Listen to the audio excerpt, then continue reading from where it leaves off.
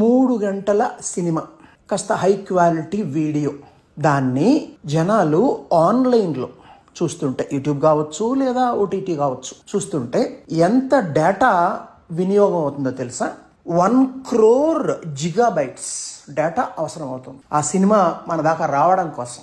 ఈ డేటా ఎక్కడి నుంచి వస్తుంది? డేటా సెంటర్స్ నుంచి వస్తుంది. ఈ డేటా సెంటర్స్లో ఇంత డేటా, మన మొబైల్ అరగంట చేతిలో పెట్టుకుని మనం ఏదైనా చాట్ చేసినా, మాట్లాడినా, సినిమా లాంటిది, వీడియో లాంటిది చూసినా ఎంత వేడెక్కిపోతుంది.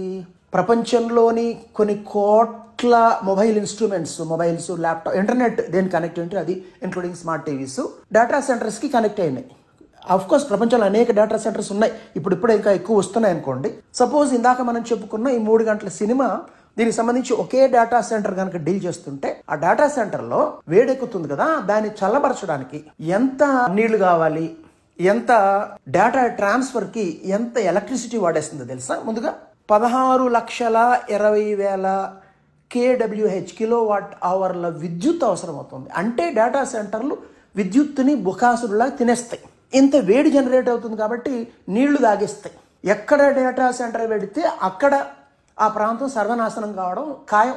అఫ్కోర్స్ చిలక పలుకులు, మీరు ఏఐని చెక్ చేస్తే అది చిలక పలుకులు పలుకుతాయి అనుకోండి. బట్ వాస్తవంగా ఉన్నది ఏమిటి, థియరిటికల్గా ఉన్నది ఏమిటి? ఎస్, డేటా సెంటర్ వద్దని నేను చెప్పట్లేదు, కానీ దీనికి ఆప్షన్, ఫస్ట్ ఆఫ్ ఆల్ ఇంత డేటా మనం రోజంతా కొన్ని కోట్ల మంది పిచ్చ reels, YouTube videos, video games ఆడుతున్నారు. ఇవన్నీ డేటా సెంటర్ పైన లోడు.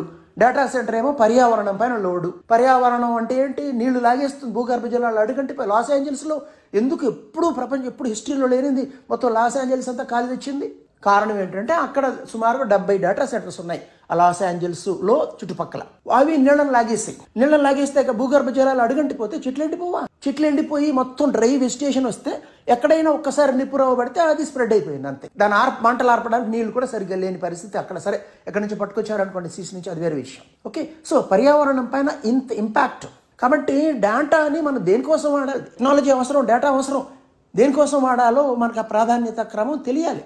ప్లస్ ప్రజలకు కనుక డేటా సెంటర్స్ వల్ల ఇంత ప్రమాదం ఉందని తెలిస్తే ఆ కంపెనీస్ కొన్ని జాగ్రత్తలు తీసుకుంటాయి. ఏంటది? ఎలక్ట్రిసిటీ కోసం సోలార్ ఎనర్జీని హార్నెస్ చేయడం, లేదా ఇతరత్ర alternative source of energy, wind ఎనర్జీను, జియో థర్మల్ ఎనర్జీను హార్నెస్ చేసే అవకాశాన్ని వాళ్ళు, కాస్ట్లీ వాళ్ళకి అది, బట్ తప్పదు. రెండోది నీళ్లు.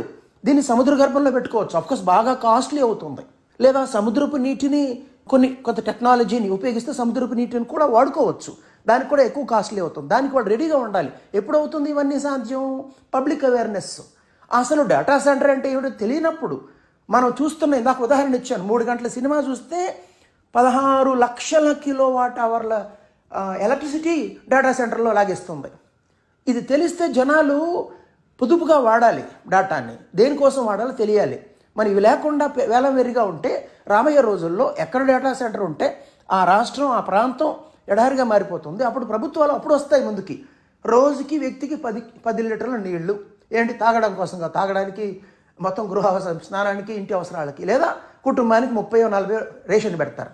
అలాగే ఎలక్ట్రిసిటీ కూడా ఇన్ని యూనిట్లు మాత్రం. ఎంతకంటే ఎక్కువ నీళ్లు వాడినా, ఎంతకంటే ఎక్కువ ఎలక్ట్రిసిటీ వాడినా మీ పైన ఫైను, ఏదో 10 రెట్లు ఛార్జీ, 20 రెట్లు ఛార్జీ అని వేస్తారు. అంటే అపరిమిత డేటా, చీప్ డేటా, నీళ్లు, ఎలక్ట్రిసిటీ మనకి ఏదైతే అవసరమో అవి మాత్రం పరిమితం. జనాలు ప్రాధాన్యత క్రమాలను మర్చిపోతే, నెట్ ఎక్కి పిచ్చి వీడియోలు చూస్తే, ఇంగిత జ్ఞానం మర్చిపోతే ఇలాగే జరుగుతుంది భవిష్యత్తులో. జరుగుతుంది ఏమిటి? ఆల్రెడీ ఇంగ్లాండ్లో మెల్లగా వచ్చేసింది. వాళ్ళ ప్రభుత్వం వాళ్ళకి చెప్తోంది నీళ్లు పొదుపుగా వాడండి అని, డేటా పొదుపుగా వాడండి అని చెప్పట్లా. అని కనీసం అక్కడ డేటా కొంచెం కాస్ట్లీ. మన దేశంలో అయితే మరీ చీప్ డేటా. ఏమవుతుందో ఊహించండి. ఇందాక చెప్పిన దాంట్లో 3 అవర్స్ సినిమా అని చెప్పి ఎంత డేటా, ఎంత కరెంటు చెప్పాను కదండి. అక్కడ ఒక చిన్న విషయం మర్చిపోయాను. 1 లక్ష కుటుంబాలు కనుక ఆ 3 అవర్ మూవీని కనుక వాచ్ చేస్తే అయ్యేది. ఆ 1 లక్ష కుటుంబాలు అని చెప్పడం మర్చిపోయాను, అందుకే చివరిలో యాడ్ చేస్తున్నాను.